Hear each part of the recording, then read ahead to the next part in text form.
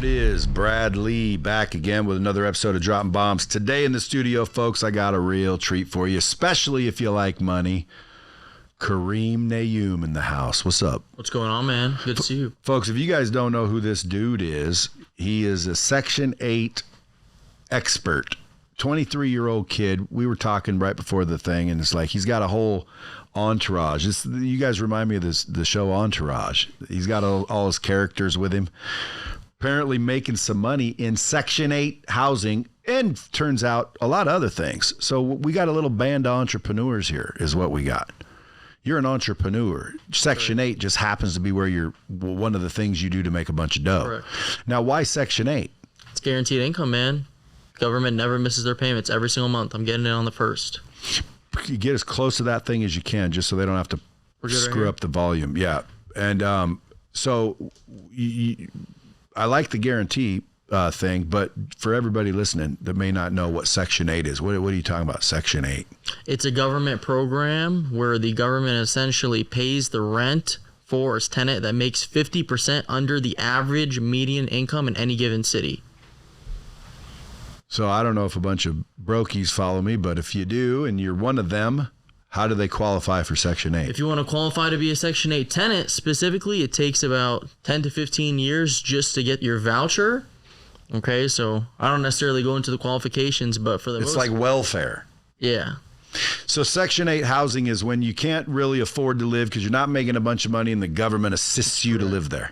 It comes out of U.S. taxpayers' dollars every single year. And so you buy these houses and somehow put the Section 8 members, or what do they call Section them? 8 tenants. Tenants.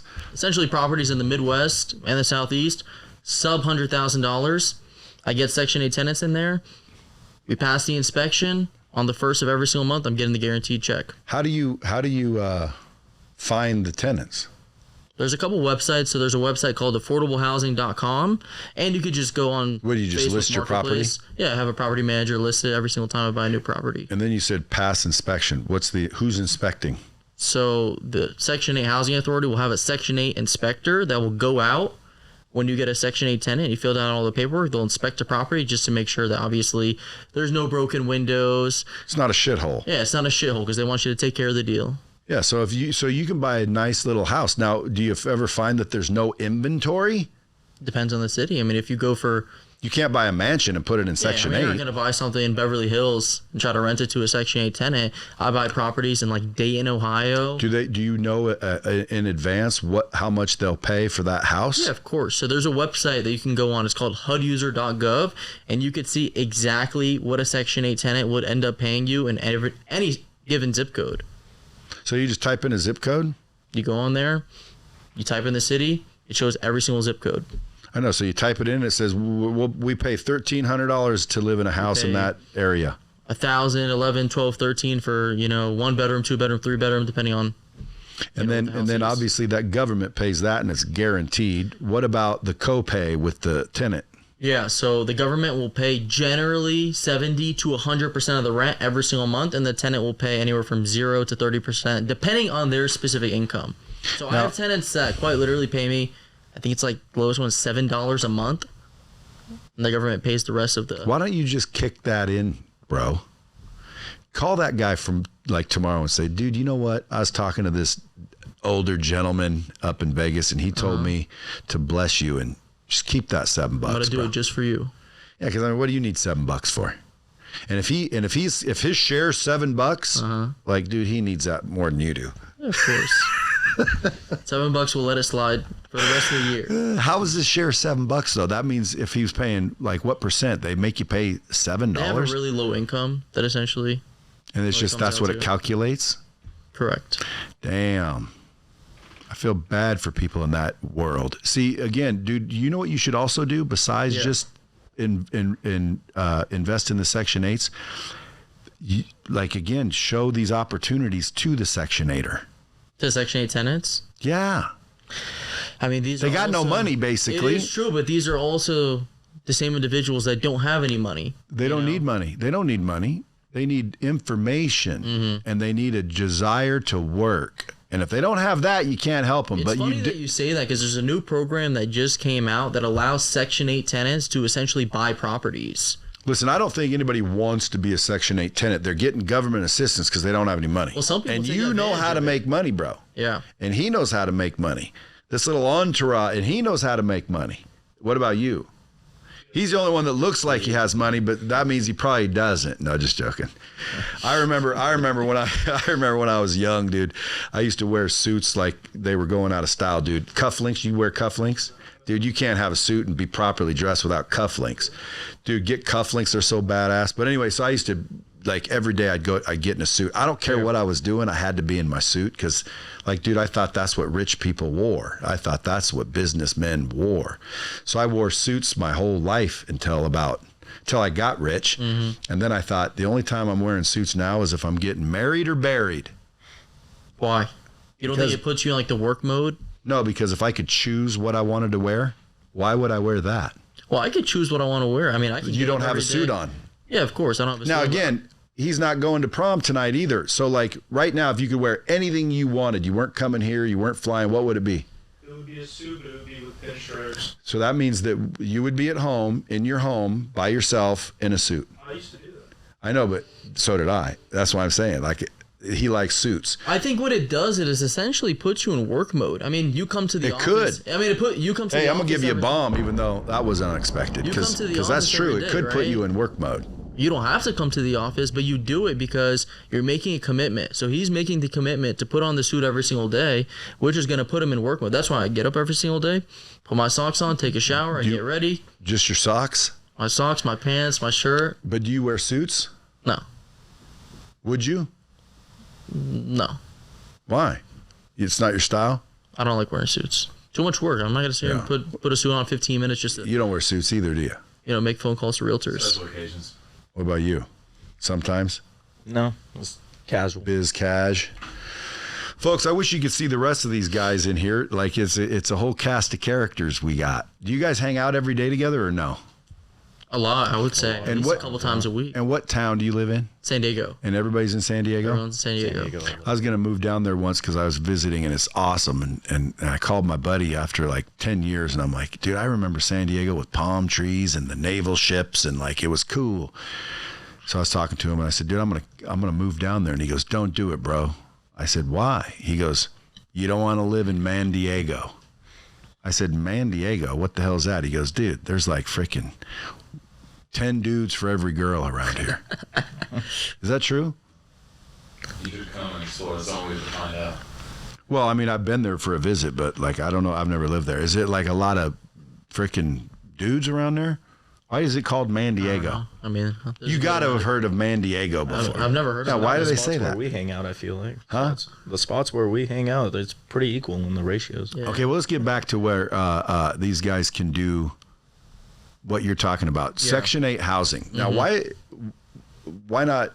Is it the whole reason because it's guaranteed? Okay, so there's a couple of reasons why Section 8 housing is much better than traditional rentals. Number one, you're getting higher rents. You can get 10 to 30% above market rents every single month. So the government's overpaying. The government is overpaying to incentivize landlords to rent to Section 8 tenants. Number two, your average Section 8 tenant stays in the house for 7.5 years. Sure. Versus a traditional tenant, maybe 2 years on average. Well, sure, it's free. That's right. Like, I'll stay there forever. You got no turnover issue. I like it. What about repair, though? It's the same thing. Are you responsible if they're screwing up your house? I am responsible for repairs. There are also counties that allow you to have a budget, right? So if a tenant comes in, they destroy your property, they'll give you that budget back for based off what they destroyed. Well, then let me test your truthfulness, because most people will get all politically correct with this question. Do you think that it's true that Section 8 people are more, just harsh on a house, or do you own non-Section 8 houses? If a Section 8 tenant trashes your property, they could get kicked off the program and they're not going to get free rent anymore. Keep this in mind. Oh, okay. They just waited 10 to 15 years to get on the program. So do you really think that they're going to want to get kicked off A program that's providing them free rent every single month? Hell no. Of course not. Okay, so what you're saying is they'll get kicked off if they mess up a house. Kicked off if they mess up the So the property. government backs the owner pretty well. That is correct. And they're going to do an inspection prior. But the government... later on, if a tenant says, hey, I have a broken window, well, they're going to defer back to the inspection. Was that window broken at the time of the inspection? No, it was not. That's your responsibility. So the government supports the owner. The government will support the owner. That's surprising. Because again, usually it's all about, like, as an employer, there's all these agencies that help the employee. And I'm like, why is the employee the important one? How come the employer is not important? So in that case, the employer would be the person that owned the home. And you say under 100,000. Where's their houses under 100 grand? You just got to find these little pockets. There's a ton of cities where you can find properties sub $100,000 that are completely turnkey. So if you look at Ohio, right? And not bad. Turnkey properties ready to move in. Akron, Ohio, Dayton, Ohio, Cleveland, Ohio. You can look at Jackson, I can buy one tomorrow. You could buy property tomorrow in Akron, Ohio for $75,000. Get a Section 8 tenant that's going to pay you $1,300 a month, guaranteed, and you'll net $500-600 a month, every single month. 25% plus cash on cash return at minimum. So do you have a collection that you know about? How come you're not buying them all? I have a ton of properties right now. I have over 150 at this point. But why wouldn't you have 1,500 at that rate? I mean, I don't have unlimited capital, obviously. Well, why don't we start a fund? We'll get the bomb squad that don't want to do it for a living. We'll throw all the money in the pool. You go buy the Section 8 houses and get us 25%. We can do it. I'm planning on starting a fund. You should. So you have 150 of them at 23. Did you start with zero? Did your parents have money? How did you get into this? I got into this at 17 years old. I essentially had to get, I think it was somewhere around 100 credit or 100 hours for school. I did them at a Section 8 housing authority. From there, I worked for Section 8 for maybe 6-7 months after that total. I got my first property right before I turned 18 years old, seller finance, $50,000 deal, $5,000 down. Nancy Rudman has a wonderful question for you. Why would the government need you?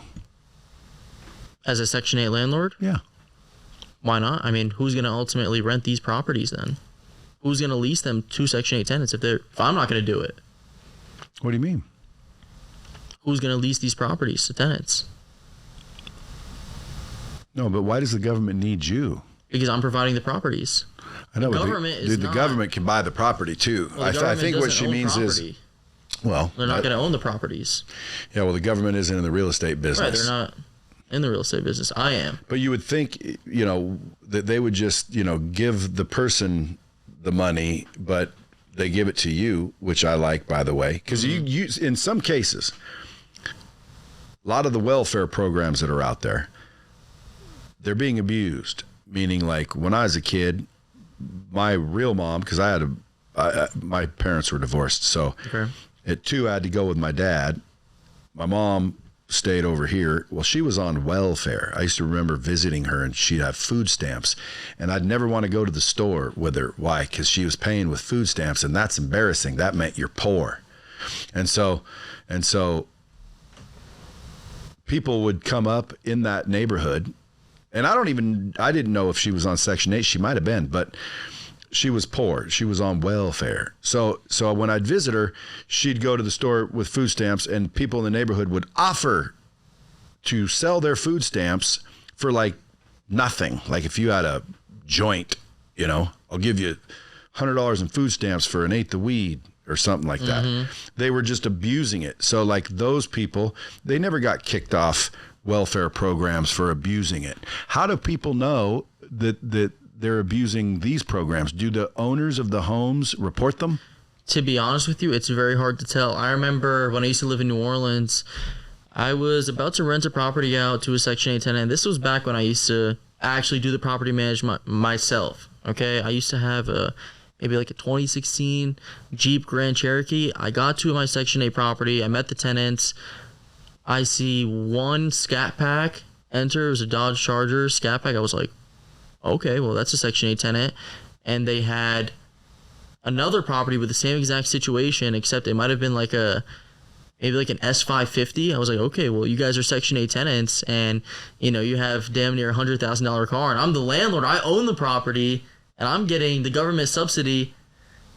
And I'm driving. I mean, it's a pretty decent car, but ultimately, yeah, a lot of people do take advantage of the program. To answer your question. Well, that's interesting, and that wasn't necessarily where I was going, but that brings up a whole nother question. Sometimes when you have S550s and all this shit, and you don't have income to support it, you literally could theoretically qualify to get into some sort of assisted program. But I would imagine they're not reporting it. Well, what's the program look like? What's the most you can make? Like, how to get approved? You have to make 50% under the average median income. Which is what? Specific, it depends on that city. Roughly. In California, it could be, I don't know, $60,000, $70,000. In Louisiana, maybe the average is like 30, 40 grand. So if you were making 60 grand and you were a dumbass and extended your credit, you could have an S550, for 60 grand. I think what generally happens with some Section 8 tenants who do take advantage of the program is they don't necessarily report all of their income, or maybe they work like side jobs. They're scamming. Yeah, they finesse the program. And they None of your clients, though. It's not meant for them to stay on the program for 10, 15, 20, 30 years, but that's essentially what happens. Well, sure. It's meant for them to get off the program after, 5, 10 years. Just to help them out. Assist them for a minute. Temporarily. But they do stay on the program for so long just because, they're finessing the program, they're finessing the system, and they just stay on it and get free rent for the rest of their life. And for me as the landlord, it doesn't matter. You could stay in the house for 20 years. I'm getting the rent every single year, and it goes up. They're paying off your house eventually. I'm paying off my property, or I'm continuously refinancing. My rent is above market value. It works for me. So if rent goes up, does Section 8 place say Section 8 you can charge more? Not every single year. It's going to depend on, obviously, the market, but yeah, they do go up. Well, if I were going to be in the real estate game in that regard, I guarantee I'd prefer Section 8s. Yeah, and I might buy a couple if you know where they're at. I don't know what you want to show me where they're at, but show me one and manage it, and I'll buy one. Just because I need to start stacking, and I have always wanted to be a slumlord. Look, Brad, if you have $10,000, I can get you a Section 8 rental tomorrow, Cleveland, Ohio. If I have how much? $10,000. Seller finance deal. Yeah, but what if I have $1 million? Can you get me 10?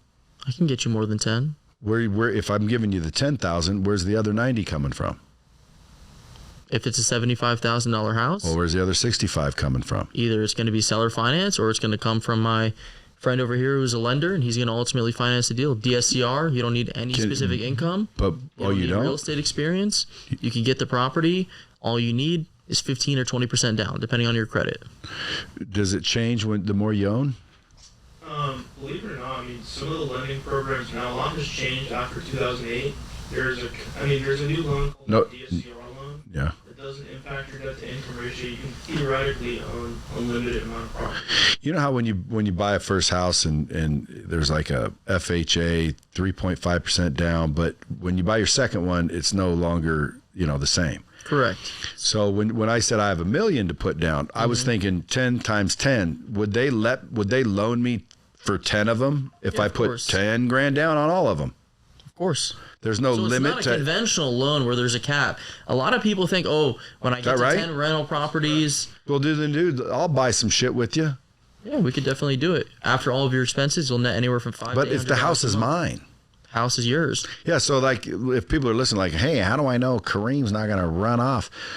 All I'm saying is I'll buy that house in Akron if you'll manage it, and of course you make money. You don't manage these things for people, do you? I don't manage these properties. We'll set you up with a manager.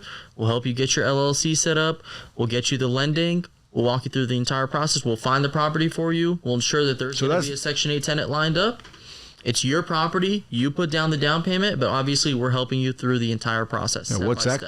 Do you do that for a service? Yeah, we do that for a service. But that's not training me how to go do it all, is it?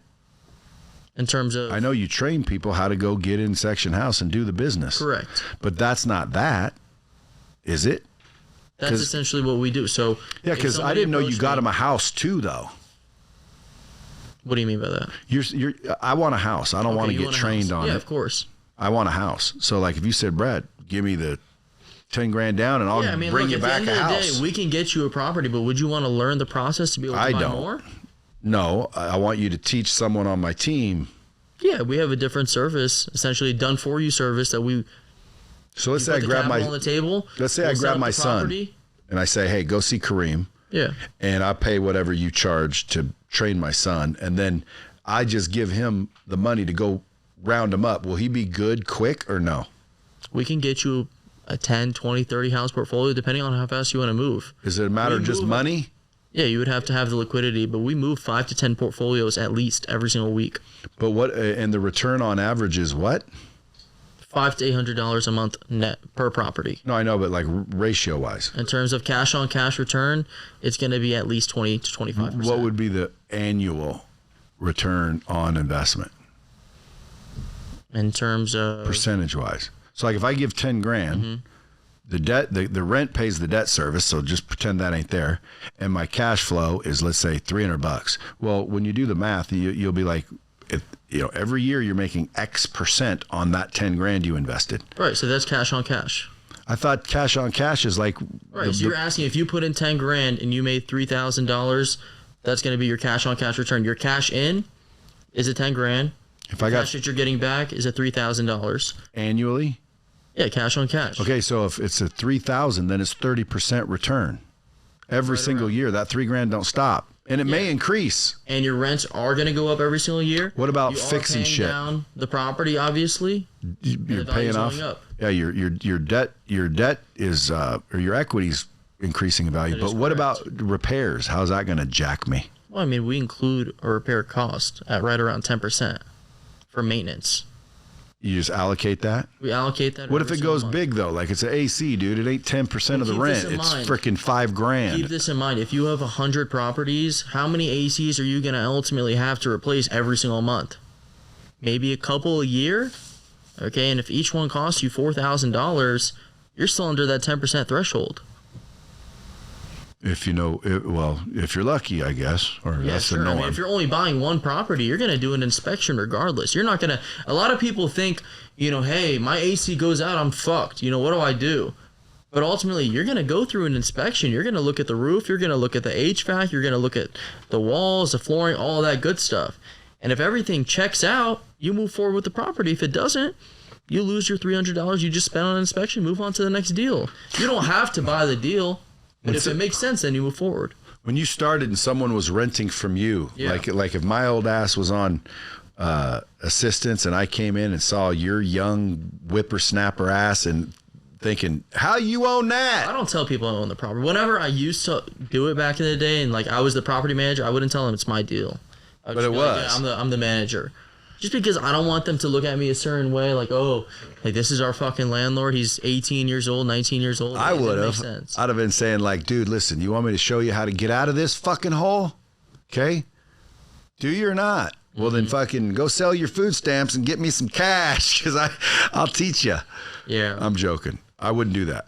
But I would leave him a pamphlet of some kind. Why? Because dude, listen, I feel bad for people in that situation. I honestly do, which is why I would go buy Section 8 housing, because I want to make sure that there's good, solid housing with good landlords, because I'd be a landlord at this point. That's making sure that there's some decent places to stay, because I've also heard some Section 8 nightmares. Yeah, of course. There's going to be nightmares. Well, that's based on whoever owns the property. That's based off whoever owns the property, because if you're a property owner and you're self-managing and you don't screen your tenants thoroughly, it's going to be like any other deal. And you don't care. Yeah, you don't care. You're neglecting. You give them a shit property, they're going to give it to you back shittier. It's the same exact concept with traditional rentals or Section 8 rentals, just because if you don't screen your tenant, anything's on the table. So that's really what I would want to pay someone like you for if I were going to do it. And it's not so I could go do it, because I'd have a team assembled to go do it for me, or I'd just throw money in your fund if you were already doing it. But I'd want to know those things, like the little things you wouldn't know until you learn the hard way. Yeah. You've only been doing this 6 years, because you said 17 you started at the Section 8 place in New Orleans. Were you just 17 not thinking anything about investing? Not really. I mean, I always wanted to be an That was entrepreneur. a salary job, no? It doesn't necessarily, yeah. It doesn't necessarily just come out of nowhere, right? You're not going to just get the entrepreneur blast in your head and be like, oh, I just want to be an entrepreneur. For me, I always wanted to make money, and I always wanted to help people. I didn't know what I wanted to do specifically, but when I worked for Section 8, I learned the ins and outs of the process. I saw how they went through the inspection, how they filled out the paperwork. I met those landlords that had 50, 60, 70 properties. Like, damn, they're getting guaranteed income every single month. I already know the process at this point. I'm in New Orleans where properties are sub $100,000 already. Let me get my first one. Tried it for my first one. What about your whole family, though? You have brothers and sisters? I do have 2 sisters. Did you tell them? I did tell them. They don't want to get into real estate. They're both pharmacists. They both went to college, which basically my family wanted to push onto me. You know, hey, don't get into investing. It's not a good idea. Graduate college first. After college, think about it once you get a job and you make some money. Not necessarily the route that I wanted to take. Did you say, أنت متخلف? Into متخلف? Yeah, I mean, like, dude, that's crazy advice. Like, I would have said, if you were my son and you were doing this, I'd be like, damn, dude, how are you doing that? Yeah. I'd be throwing you my money. If I were your sisters, I'd be like, how much can I put in? Yeah. They're not making that kind of return, are they? And if they are, what are they doing? Obviously not, but I think I'm going to start a new podcast, just call it Returns. And all like I want to said, know is, like, who's getting the biggest returns? I came from a Middle Eastern household, so, you know, it's just like go to college, become a doctor, lawyer, whatever the case may be. That's the route you're going to take. Like, my mom always tried to push on me, you're going to become a doctor, or you're going to become a lawyer, or you're going to become an engineer. So I started college. I was like engineering major initially. I was like, all right, well, I don't really want to do this shit. Meanwhile, I was buying properties at the same time. Keep that in mind. Where'd you get the money, though? You had to, like, have an ice cream truck or something? No, so for my first property, I mean, $5,000 is really not going to be That's that all you hard to needed? save for my first deal. See, that's another thing people need to understand. People always want to get into something. Hey, man, I need to get in, but I ain't got much money. Well, let me get into real estate. Well, I don't really have that kind of money down. It's like, dude, these little cheap-ass houses that you would never live in yourself, you can get in for cheap. Yeah, I mean, a lot of people on social media I almost want to do it right. Can we do it right now live online? Or is it like just like buying a house? It takes closings and all that shit. Online, we could literally do it. We can go on realtor.com. We could find a property. We could call the agent, talk to them, ask them what their lowest is. We can go through the process. I mean, it's very simple. Dude, I don't know why everybody wouldn't be doing this personally. What do you mean? People listening? Mm-hmm. They should be reaching out to you. And by the way, Section 8 Karim with 500,000 followers already on Instagram. Like, dude, I mean, I hadn't heard of you, but a lot of people have. Yeah. So, like, what are all these people that are following you doing? Are they Section 8 investors? No, not every person that follows me is a Section 8 investor. It'd saturate the market if there's 500,000 Section 8 investors, but a lot of people do. We have a community with over 3,000 students that we've mentored through the entire process with over a 90% success rate on closing their first deal in under 8 weeks. We walk them through the entire process step by step. Now, you said it'd saturate the market. Yeah. That's unfortunate because that means there's a limit to it. Yeah, I mean, if there's 500,000 people buying property sub $100,000, that's a lot of individuals, but I don't even think that many people would want to take action. I mean, that's the biggest problem with most people. They just don't take action. I'm sure you know that just as well as I do. What kind of inventory is out there, though? If you look at Ohio right now, there's maybe 2,000, 3,000, 4,000 properties sub $100,000. If you look at Michigan, there's probably but that's 5,000. Just, what did you say, Akron? What did you say? Ohio. Yeah, but like, dude, do you know how many cities there are like that around the world? There's so many cities. I'll bet you 500,000 people could thrive in this business. Yeah, of course. That wouldn't saturate anything. I mean, there's always going to be property sub $100,000, especially right now in these cities, Cleveland. You look at give me a horror story from doing this. Biggest horror story. I mean, I could say this is a horror story, but then it turned out making money.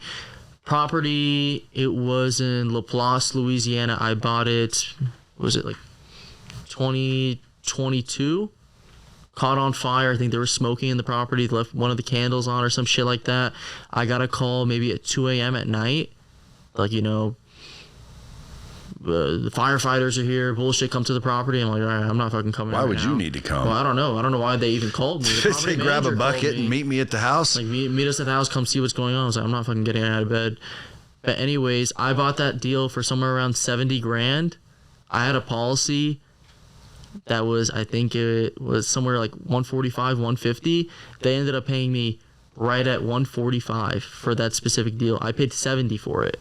So it was a horror story. It turned out to me making money. And then I sold the land because there's nothing on the deal anymore. There's no structure for maybe like $30,000. Why didn't you just rebuild? I'm not in the business of rebuilding. I'm not in development. I just buy properties. Dude, you gotta realize, even though you're smart and you're successful, dude, you're only 23. Yeah, of course. Like, you're gonna be way smarter and way into more things by the time you're 30. Trust me. Yeah, who knows? Where you'll watch this video back and you'll be like, remember when I said I ain't a developer? Dude, developing, there's profits too. Yeah, there's definitely money. And the more profits that stack up for you over time, pretty soon you're going to be like, now again, if I'm getting these kind of returns, you might end up with all your money in Section 8 only. Yeah. But I would bet you'll probably... development is cool, but look at the barrier to entry. If you want to get into development and you want to build a fourplex, you're going to have at least $100,000. You want to get into Section 8, say you're an individual that's in a 9-to-5, you're in a sales job, whatever the case may be, you only have $10,000. You're going to develop a fourplex, you're going to develop a single family house with 10 G's? Probably not. But you can get into a Section 8 rental in the Midwest and the Southeast. You can hit me up. Dude, I think a lot of people are going to be hitting you up, and here's why. And if they don't, they're not paying attention. Because if I have 10 grand sitting in the bank, how much is it making me? Maybe 5% if it's in a CD, 4%. Okay. If I give it to you, how much is it? Or not give it to you, but do what you're talking about. How much is it making me? You're going to net $500 a month after all of your expenses. So why wouldn't anyone just take their 10 grand that they're not using anyway, go get a house, give someone a place to live, the government guarantees you payment, and now you're making money. Now, what the answer would be, well, because when it's in the bank, at least I have access to it. If I give it to a Section 8 house, I got the cash flow, but I don't have the liquidity. How hard would it be to sell one of these turds? They're very liquid. I mean, it's a single family house, sub $100,000, and there's a lot of investors out there. It's probably going to take you a couple weeks if it's priced right. Versus multifamily, I mean, if you have a 20-unit building, think about this. You have 20 units versus you have 20 single-family houses. This is one of the best parts about Section 8. It's very, very liquid. If you want to sell a 20-unit multifamily building right now, you're going to have to market it. You're going to have to call a commercial broker. It's going to sit on the market for maybe a couple months before they get funding. They move forward. You want to sell 20 single-family houses, you can list them individually. They could sell within maybe a month or two if they're priced right. And and someone only needs 10 grand. So you're 17. You're 17. You were 17 when you got. I was 17 when I started. And you saved up $5,000 from whatever allowance, and you noticed, you figured it out because you were working there, and you were like, hey, I see how this works, and then you said, screw it, I need to get one of these, and you bought it. Right now your $5,000's gone, and now you got a house. Are you over there painting? Do you now have to go find the tenant, or does the government throw the tenant in there? So there's a website called affordablehousing.com. You can list your property directly on there. Section 8 tenants will be calling you. Off the chain. They're going to be calling you straight off the bat. See, that's crazy. That's inbound leads. You can put it on Facebook Marketplace. You can put it on Zillow. See, I want to end this and go buy them. Like, dude, then what's the problem? There's got to be a problem with this. this. People don't take action. I mean, a lot of people are starting to open their eyes to Section 8 right now, specifically. I'm sure you've probably heard about it in the past, couple months popping up. But get close to that. Yeah. Like yeah, dude. And so you just fell into it accidentally. I just got right into it. Yeah. It's frick crazy. And then also being Middle Eastern though. I mean, you guys are almost damn raised to negotiate and be business people. I would say so. People say, Brad, how can you say that? Well, because I know. Okay, that's how I speak a little Arabi. But dude, like my brother-in-law, well, I have several of those. Obviously, they're all Arabic. And so, are you Middle Eastern? No, my ex-wife was. Your ex-wife was, okay. So that's where you picked up a little bit of Arabic. Yeah. Cool. I like the Arabic culture. You know what I mean? I got Arabic buddies that are like, they're from an Arabic family. That's different. Like they're different. They're not Americanized. Now my wife was pretty much Americanized, but they still had culture. Her dad, straight up, like the first time I started dating that girl, she came to my house, which by the way was probably in a Section 8 type area, and so were they. She came to my house, and dude, this guy screaming Arabic. Now I didn't speak any Arabic at this time. This guy, this older man screaming Arabic, was pounding at my door.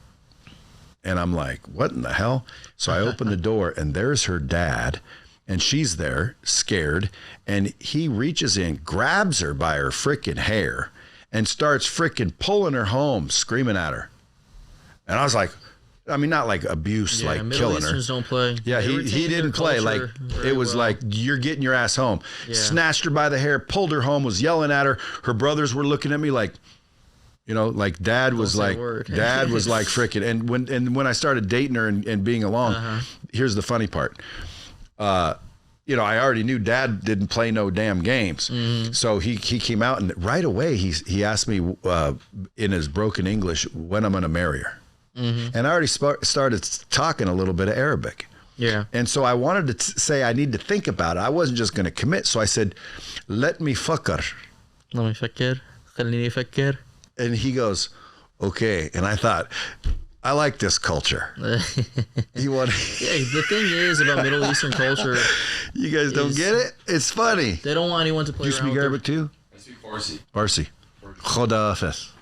Khudafis. Katanna khabar. Is that Well, say it again. that's Katanna khabar. Khabar is like news, and then he says something. Katanna khabar.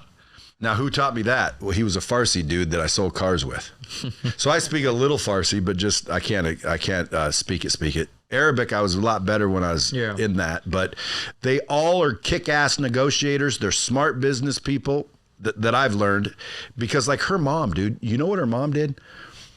A bus woman, like the person that cleans after is not a waitress, like just a busser. She didn't speak much English. Hard-working lady, and she didn't make much money. She was a busser, but bro, I had to borrow money from her, and she always had money for couches, and the inside of their shitty little house was nice, and dude, she raised her kids and everything. But then one of the brothers had an ice cream truck. We used to drive the ice cream truck so we can make some money. Then I started selling shit. I learned sales, and I started getting in sales, and then I got our brothers in sales, and now the whole family is obviously successful. Even my ex, she's like a workhorse. So everything I know about the Arabic culture, I liked, but they were always smart business people. So I think maybe you just got blessed with that. Yeah, must run in the blood. Because, I mean, dude, at 17 years old, some people wouldn't have recognized that, hey, I need to invest in this. There's people right now working at the SBA that are much older than you were, and they still aren't doing it. I mean, not the SBA, the Section 8 place. Yeah, of course. I mean, funny enough, the director that was working, or she was essentially my boss at the time, I hired her as a coach in my program, and she's still currently a coach. And she was the director for Section 8. And now she walks people through the process of how to fill out the paperwork, all that good stuff. Does she own Section 8 houses too? I don't believe she does. Does everybody here? I mean, what's the downside? I'll get 10, 20, 30, 40, 50, and maybe 100 if they just keep doing it. But there's got to be a headache I'm not realizing. I mean, for the most part, as long as you have a property manager in place, you're not going to be hands-on. I mean, like I said, for me personally, I've never even been to Ohio. I own well over 40 doors there. Just in Ohio alone. Do you get the normal depreciation? Yeah, you get the depreciation cycle, 27 and a half years. Oh man, see, to me it's like, dude, that's a guarantee. And I never thought like the get-ins for people could be tiny. There's that, and then you also have to think about, the guaranteed factor as well with the rent every single month and what happened during COVID, right? People are not getting rent. I was getting a guaranteed check every single month, regardless of what happened, or regardless of another pandemic coming around, or a government shutdown, or whatever the case may be. I'm still going to get paid every single month. So if I'm listening to this podcast, I'm thinking, dude, I need to put some money in this deal, but you don't have a hedge fund yet. You don't have an investment program yet. How do people reach out to you, though? You can go to Instagram, shoot me a message. You can go to section8training.com. You can apply to work with us. The number 8 or the word?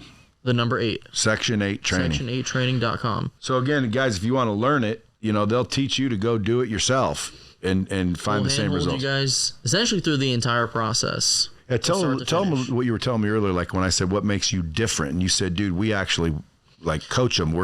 This isn't a video. If you want to compare, like, I guess our program and what we offer versus most of the individuals in the industry, or you could say gurus in the industry, whatever the case may be, it's very personable. Okay, so people get to meet directly with me. My calendar is open 5 days a week, 3 hours every single day. And you're talking to them. Yeah, I meet with every single one of my students. I choose a location directly with them. I help them with the LLC structure. I help them get pre-approved. I find the properties. I tell them what to essentially offer on these deals. And then obviously there's going to be other parts where they meet with other coaches throughout the process. Okay? But it's very personable. If you're looking for a course where, hey, I just want to watch this course and figure it out on my own, that's not necessarily something that we do. Right? Yeah, you're hands-on. But if you want something that's hands-on where you get to meet with somebody, you get to speak with them, you get to show them the deals, you get to text them whenever you want if you have a problem, whatever the case may be, that's what we offer. Yeah. Well, to get started, that's pretty good. Yeah, we have the personability aspect within it. What about the future? What are your plans? You have 150 of these, you said? Yeah. How many you want to have? As I did mention, I do want to create a fund, so at least a couple thousand. And by then, the time I'm 25. And then you got other business ventures, or just all your dough goes into Section 8 housing? Vast majority of my dough goes into Section 8, I would say. Yeah. And it's not in San Diego just because you are. Not in San Diego, no. So you don't have to go see them. But I don't buy properties in San Diego. It's very, very shitty in terms of landlord laws. I mean, you're going to buy a property in San Diego for $1 million, and you might rent it out for $4,000. You're going to put a 20% down payment to make $0 a month. So you essentially think about how shitty cash flow is for real estate right now in California or Florida, Miami, okay, or New York. You put in $200,000 to make $0. Okay, sure, you have the appreciation, but so do I. My properties are going to appreciate. In Kansas City, for example, I have deals. They're going to appreciate probably at a very, very similar rate as what they will in California, but I put that $200,000 in. That's going to get me 20 deals, for example. Each deal is going to ultimately net $500 a month. That's 10 grand. You net nothing, and if you want to evict your tenant, you might take 6 months. Versus if I want to do it in Ohio, it's going to take me 5 days, 5-day notice. And we take it to the courthouse. Dude, with all the followers that you got, you must get some hate. What do the haters say? The haters say slumlord. For the most part, just because people think I'm neglecting the tenants or we're providing them shitty properties. But what they don't understand is that I'm not necessarily a slumlord. I don't rent these properties out to Section 8 tenants, who is number one, and I'm also getting more people into Section 8, and they're providing houses. And if I don't pass Section 8 inspections, I'm going to go into abatement, which essentially means I'm not going to get paid every single month from the government. So that's probably one of the biggest ones. I mean, I have a post. I have like 10 million views on Instagram, and there's like maybe 30,000 comments that are like slumlord. But like I said, I take care of my properties. We make sure we pass inspection. See, that's another thing that I hate about the internet. People say slumlord like that's a bad thing. Yeah. Like, why is owning a bunch of homes a bad thing? Yeah. Well, it's a bunch of slum homes. Oh, how many homes do you have? Well, I don't. Well, then, like, start You're not with providing the service. Yeah, you know like start with the slums. If anything, like we're helping these individuals out. You know, we're providing the properties. What are you doing?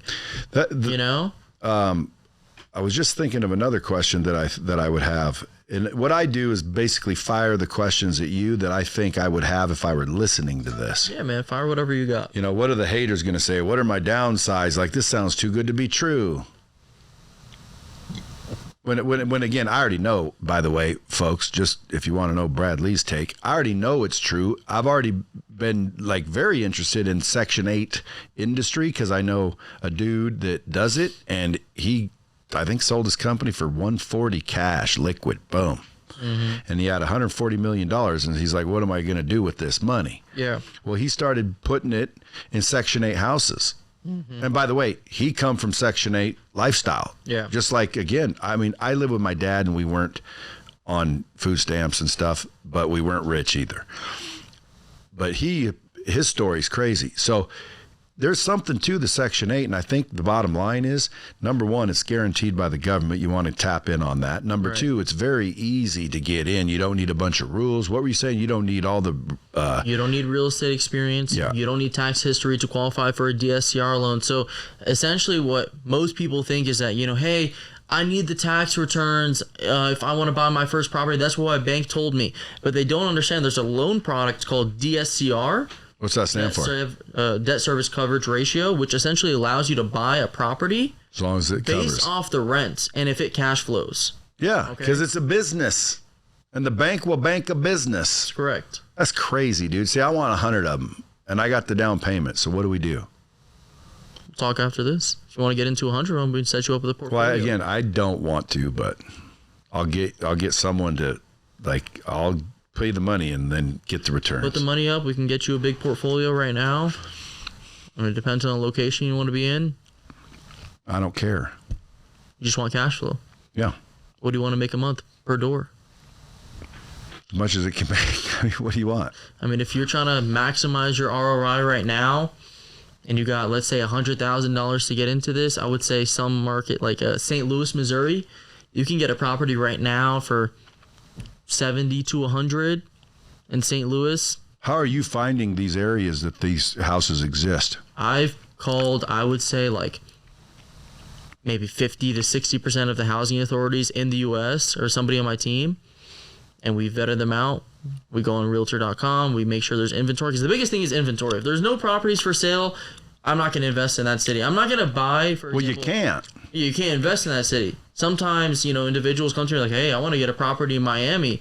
Here's a Wouldn't that be $100,000 nice? deal. Okay, you're not going to find a $100,000 deal there. Yeah. And if you find one, hypothetically, you're not going to find a bunch of them. The whole point of this business model is to scale. If you want to get into this to get one property, it's not worth it. I can tell you that straight off the bat. It's $500 a Yeah, month it's or not worth whatever. it. People come to me to learn how to scale, and they don't want to be involved in the business. They don't want to be involved in the day-to-day, and that's what we set up. 90% of my students right now that I work with, completely out of state. So you're looking for investors, people that want to be investors and use People that Section wanna 8 be real investors. estate as the vehicle. Correct. It could be anyone. I mean, we've individuals from all different pathways of life, all different walks of life. So do your sisters, if they're pharmacists, they're making decent money. Do they want to invest? Have you got them convinced or no? My sisters are a hard sell, to be honest with you, on anything. They're kind of just like in the medical space, and they just don't want to get out of it.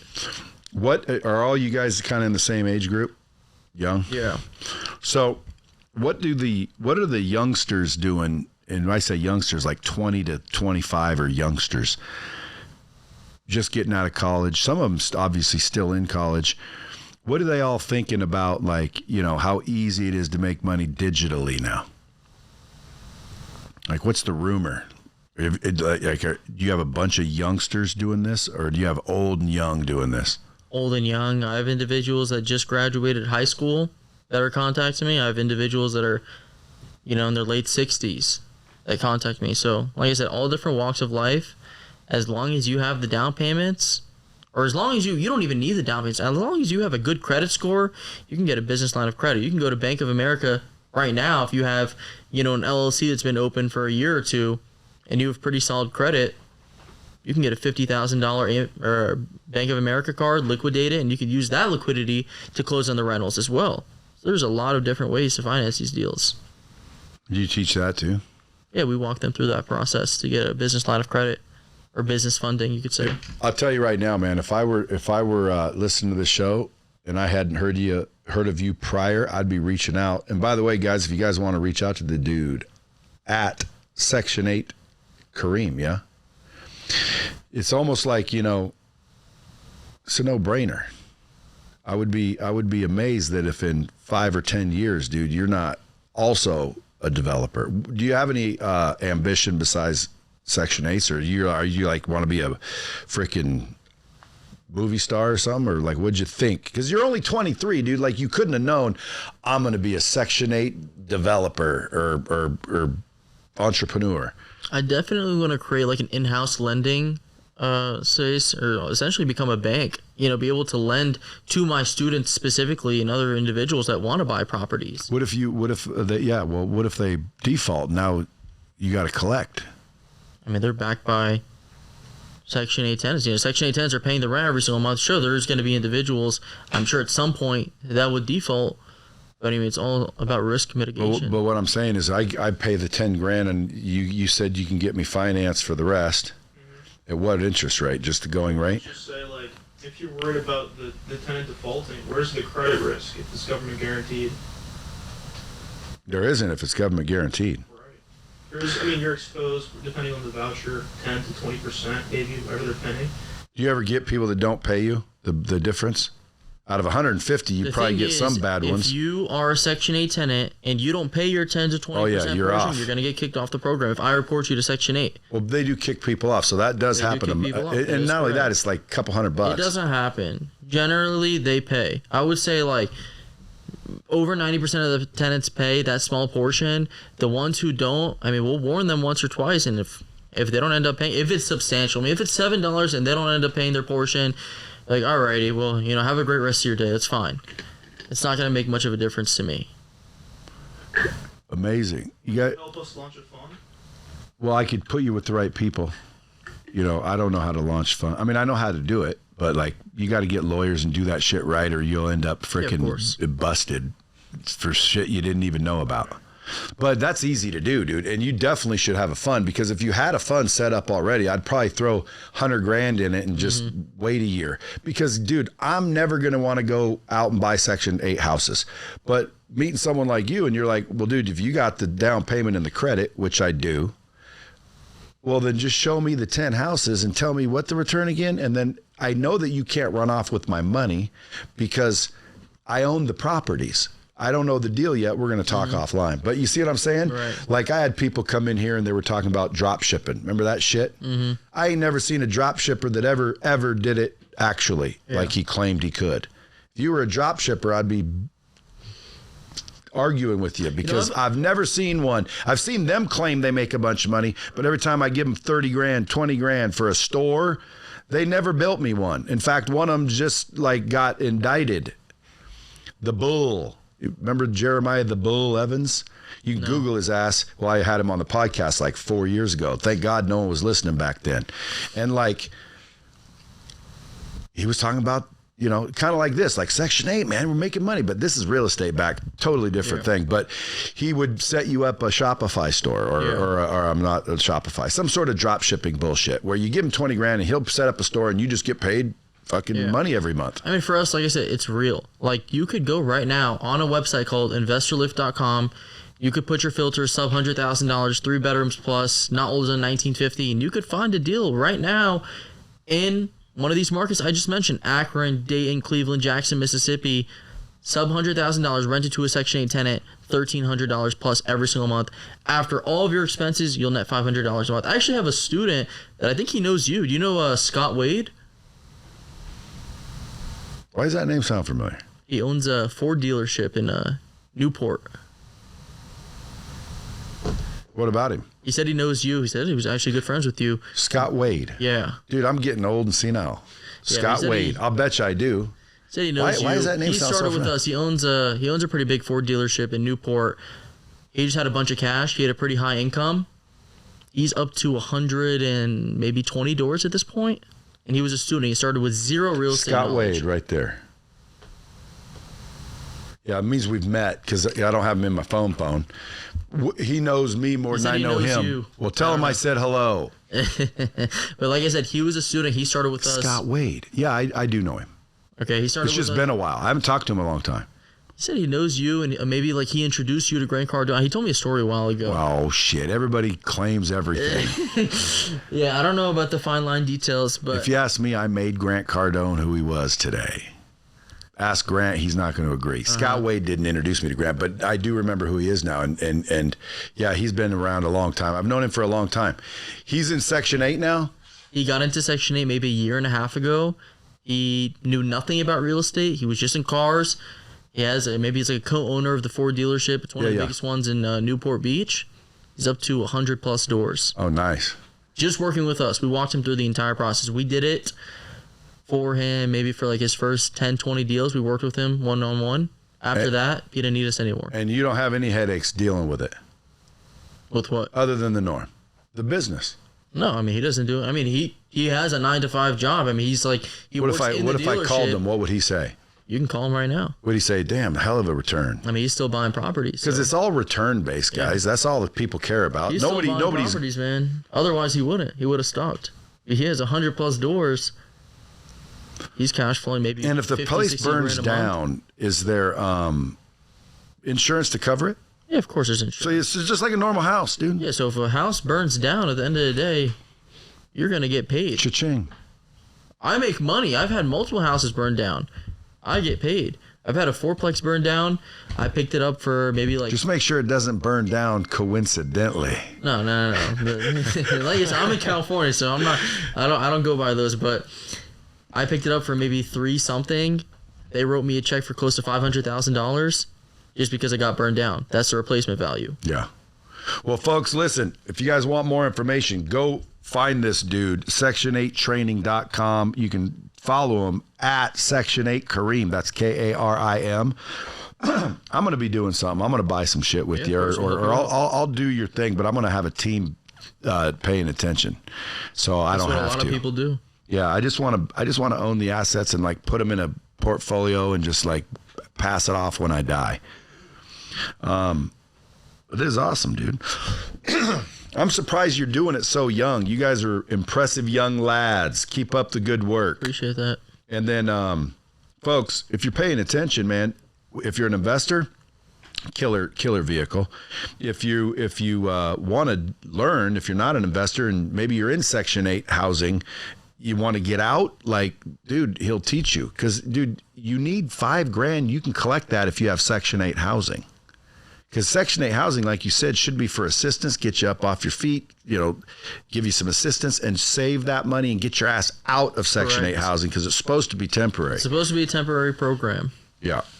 So if you're in Section 8, dude, call him. I don't know why anyone wouldn't just call you unless they just don't believe you. I mean, if you just want to make some extra income. Like I said, if you don't believe me, go to Zillow.com, look at the properties that are on there, call the housing authority directly, and they'll tell you what the property is going to rent for. You don't have to believe me. Just run the numbers yourself. That's what we tell people. Boom. Well, I appreciate you coming in. Of course, my friend. Folks, as always, until next time, keep it real.